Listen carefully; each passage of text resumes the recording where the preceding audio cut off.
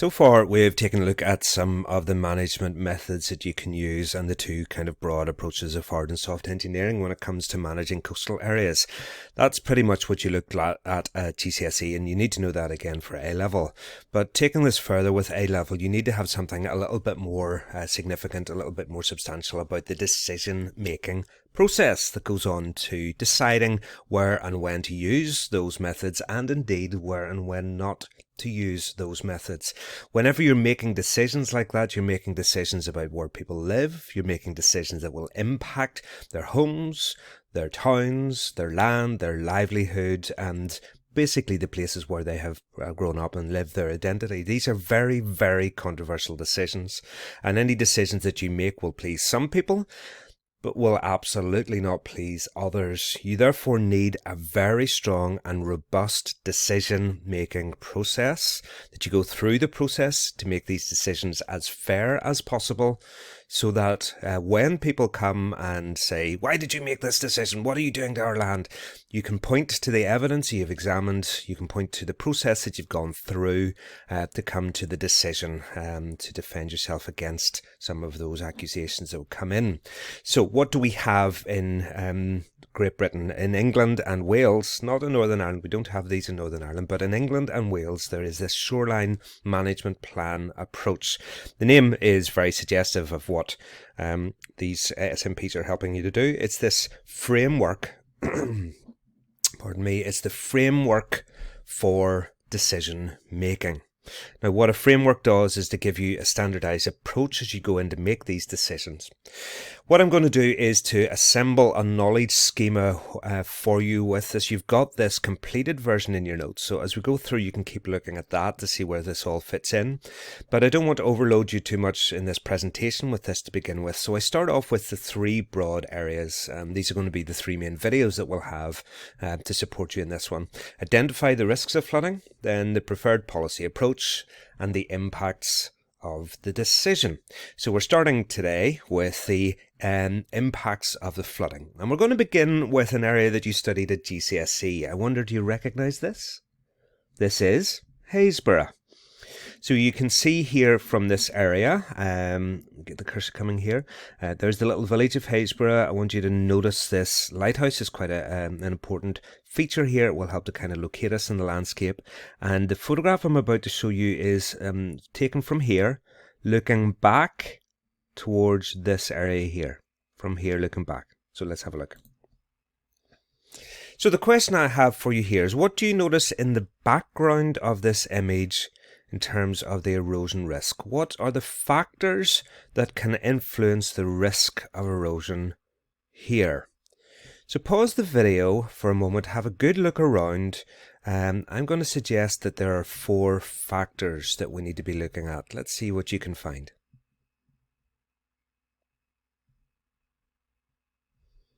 Right, if you need a little bit of a clue, I want you to look at what's happening there. That's a relevant factor. I want you to look at the nature of this cliff here. What's it made from? What's it look like is happening here? And I want you to look at these things here. And this feature here and here.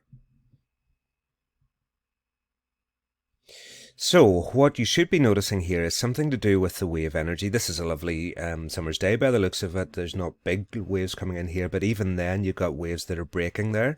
This is in the north coast, so you can't, the North Sea, so you can get major storms and big waves coming along here. So you can have something about the nature of the wave environment itself. This cliff line is very, very different to the cliffs that we would see in the north coast of Northern Ireland. You can see that this is basically made up of what looks like sand. This is an area that experienced deposition during the end of the last ice age across the British Isles. And the area is covered a lot in what is called glacial till, T-I-L-L, and it's basically just deposited sands and grits and sediments and things like that that were left behind by the glaciers. So it is extremely susceptible to erosion, and you can see here that this part of the cliff is just slumped down. As these waves come in, it eats away, and these areas can be eroding at very, very fast rates. The houses up here, indicates that the people live here. So you need to have some indication of an awareness of the people that are going to be affected by that, but also the infrastructure. We'll have a wee look in more detail through the course of this exercise and that, but you've got the infrastructure coming through there that can be affected.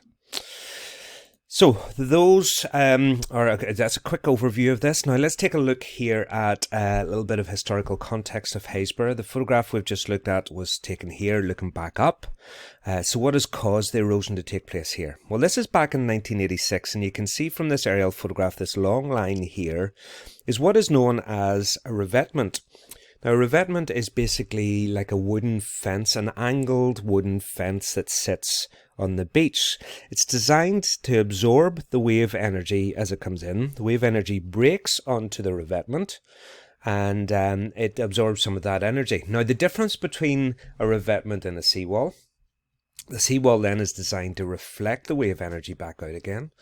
The revetment allows, allows the waves to break through, because it's a kind of more like a fence, so there are gaps in it, but it takes a lot of the energy out of the wave. So it's designed to protect the area behind, but obviously it is designed to absorb the wave energy. So guess what happens to these wooden revetments over time?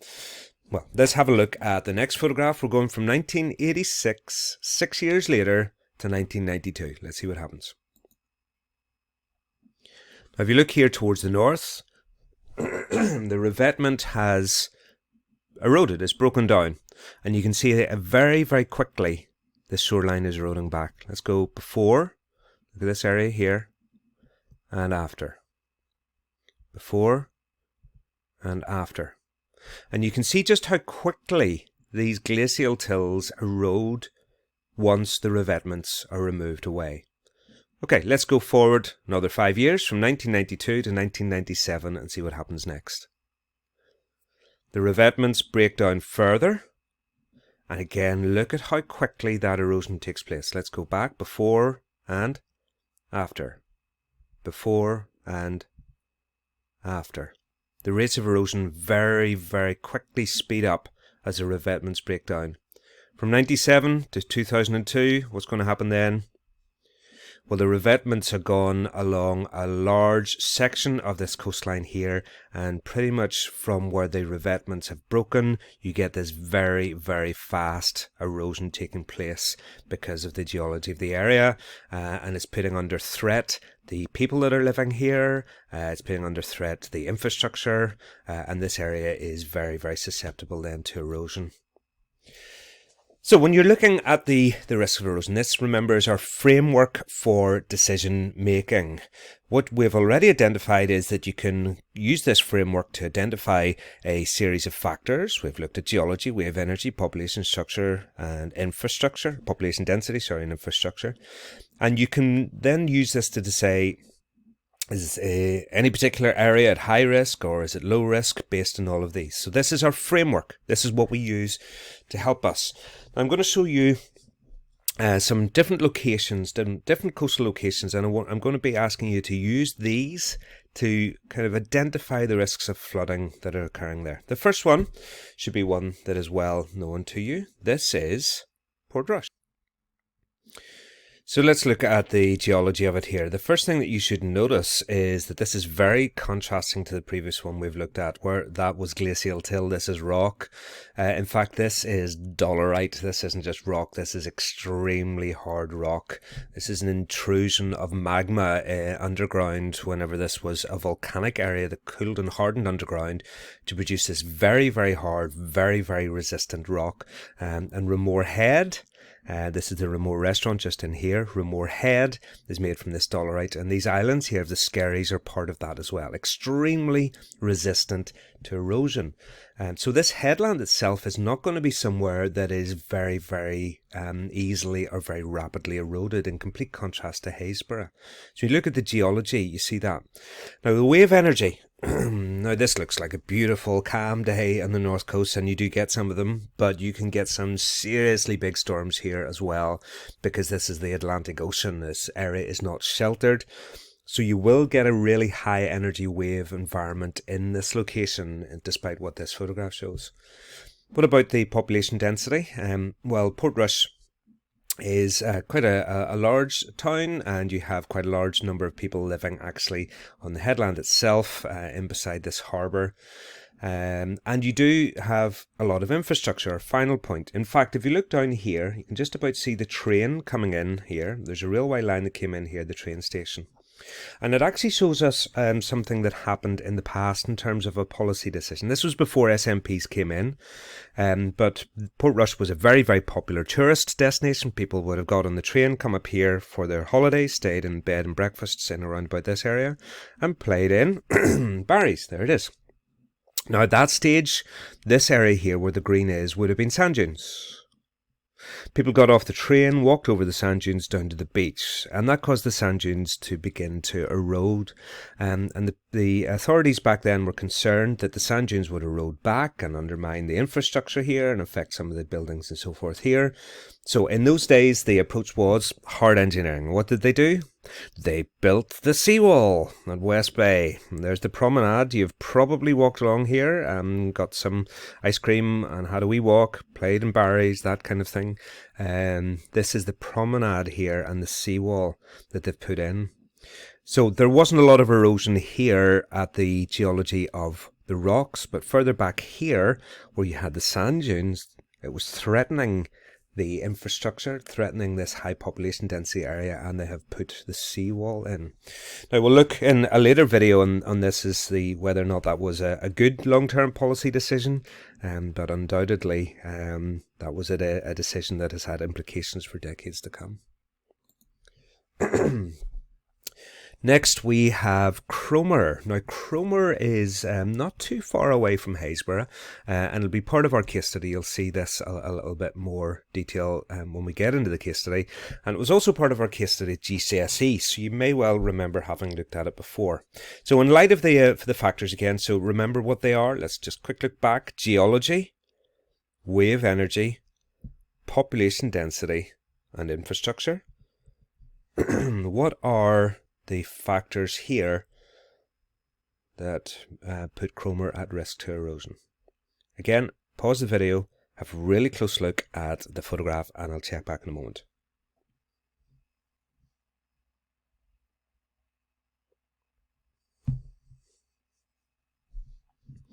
Well, let's start off with the geology. The clue, I suppose, was this isn't too far away from Haysborough. So if you look down here towards the bottom of the image, you can see very similar glacial till. There's the cliff there that is extremely susceptible to erosion taking place. In fact, if you look down here, I'm hoping that you notice that seawall down protecting the base of the cliff. There's the end of it. Where you've got the seawall, the cliff is protected and fine, but as soon as it ends, look at that. Look at the erosion. Look at the material falling down off the top. You can see that there's grass there that used to be up there and is now fallen down. So this is an area that is going to have very, very fast rates of erosion. Unlike Ramore Head, this is going to erode very, very quickly, very easily if you don't protect it. Wave energy environment, again, this is in the North Sea, so it's an area that is reasonably high wave energy environment, reasonably calm day here today, but you can get easily waves breaking up here and causing this erosion to take place. But there is a big difference between this and Haysborough, isn't there, in terms of the population density? Look at how many people are living here. If you let this erosion here happen here, a number of people are going to be affected, and the infrastructure.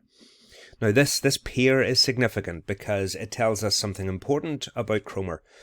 This is a tourist area. Again, similar to Portrush, it was very popular in the 19th and early 20th centuries as that tourist destination. People would have come here and there was a large tourist infrastructure built up for it. Tourism is still an important function in this town, and if you let this area erode, you're undermining the tourism infrastructure of the area.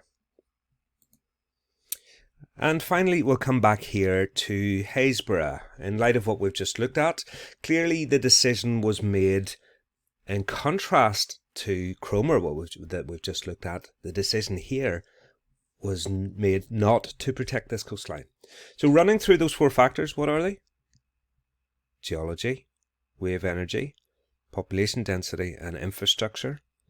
Running through those 4 factors again, pause the video and see why you think the decision was made to abandon the poor people of Haysborough.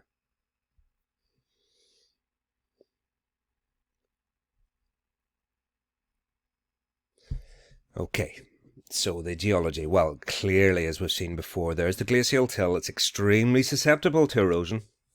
Extremely susceptible. We'll come back to look at that in a moment as to why that actually might be a factor that would have prompted them to make this decision. But if you look here at population density, well, yeah, I mean, there are people living there. There are.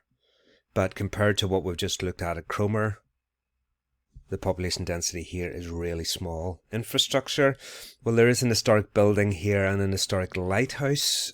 Yes, maybe they're worth protecting.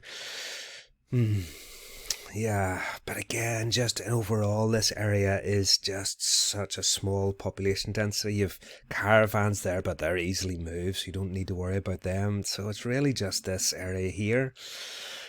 It's hard to justify. I mean, you could absolutely justify the expense of building and maintaining defences there, but here, just hard to justify it. And in fact, here's the thing, if you protect every single coastline, if you stop erosion, you're stopping a major input of sediment into the beach system. And what you're then doing is meaning that other depositional features further down the coast don't get sediment. Now, what do those depositional features include? Well, of course, they include beaches. And what are beaches? They are vast areas that absorb the energy of the breaking waves. You've also got sand dunes further on down the coast, and the sand dunes, if the beach gets eroded by the waves, can give the sand dunes extra sand. The beach can, if you like, inverted commas, borrow sand from the sand dunes. The sand dunes then get replenished over the next couple of years as wind blows the sand from the beach back into the dunes. So you really need your dunes and your beaches to protect areas further down. So here's the thing though, if you stop erosion taking place entirely, which you could build big walls around the whole of the country. But if you stop erosion taking place entirely, you stop an input, a vital input of sediment into the beach system that might be needed elsewhere. So you've got to let some places erode. Don't you? Well, you can't allow places like Cromer to erode clearly. Look at the population and density and infrastructure. Haysborough? The poor people of Haysborough. That's a whole other story. And if you look out here, the old approach, the hard engineering approach of the revetment's still there, but look, the sad tale of these revetments just lying there. Ghosts of their former selves, a remnant of the glory days of what they used to be, and look at how far away they are. Now, you can see here that they have put some stones here just to protect the end here, this kind of riprap to absorb some of it, but again, that's just a very short-term solution. This area is only going to go one way, and that is the erosion there. And the decision is in this area that there's not enough here to protect it. And, there's that hard thing. Imagine looking somebody from this village in the eye and saying this. I'm sorry. We need to allow some areas to erode in order to protect other areas. And where you live is one of those areas.